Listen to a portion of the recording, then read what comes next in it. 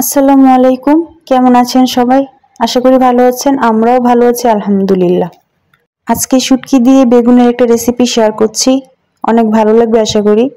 তো বেগুনের তরকারির জন্য আমি কিছু বেগুনকে এরকম টুকরো টুকরো করে কেটে নিয়েছি, কাঁচামরিচ, রসুন, পেঁয়াজ কুচি করে নিয়েছি, আর একটা শুটকিকে ভালো করে ধুয়ে পরিষ্কার করে নিয়েছি। এখন কড়াইতে দিয়ে দিলাম পরিমাণ মতো তেল। তেলটা একটু গরম হয়ে আসলে এর মধ্যে আমি দিয়ে দিব রসুন কুচি এবং কিছু পেঁয়াজ কুচি। এখন এগুলোকে একটু ভালো করে ভেজে নেব। রেসিপিটি খুবই সহজ, খুব তাড়াতাড়ি বানানো যায়।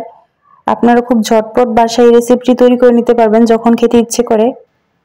তো এখন দিয়ে দিলাম কিছু কাঁচামরিচ কুচি। এখন এগুলোকে একটু ভালো করে ভেজে তারপর আমি ধুয়ে রাখা শুটকিটা দিয়ে দিব।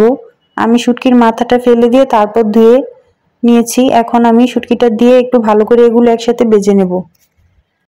এখন এর মধ্যে আমি পরিমাণ মতো লবণ দিয়ে দিব। লবণটা দিয়ে তারপর একসাথে পেঁয়াজগুলো ভেজে নেব, তাড়াতাড়ি ভাজা হয়ে যাবে, তাই আমি আগেই লবণটা দিয়ে দিলাম। আর শুটকির মাঝখানের কাঁটাটা আমি পরে ফেলে দিব যখন শুটকিটা গলে যাবে। এখন দিয়ে দিলাম একটু হলুদের গুঁড়ো, একটু মরিচের গুঁড়ো। আর এই রেসিপিটা একটু ঝাল ঝাল খেতে খুবই ভালো লাগে আর খুবই সহজ, আপনারা তৈরি করে নিতে পারেন। আর একটু পানি দিয়ে আমি মশলাটা ভালোভাবে কষাবো, আর মশলাটা যত ভালো কষানো হবে খেতে ততই মজা লাগবে।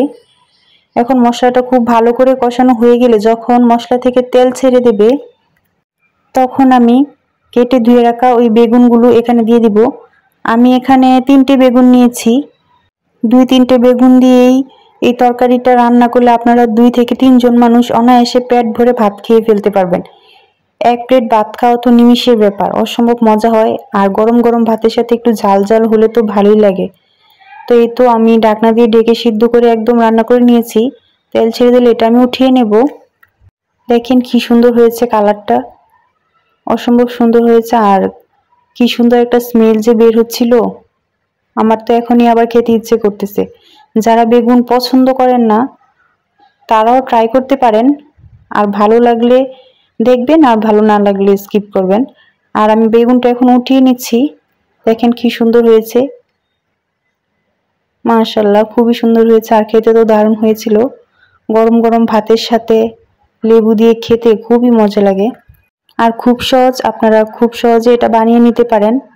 আর এটা দিয়ে আপনারা পেট ভরে ভাত খেতে পারবেন, অন্য কোনো তরকারির প্রয়োজনই পড়বে না। কারা কারা এইভাবে রান্না করেন অবশ্যই কমেন্ট করে জানাবেন।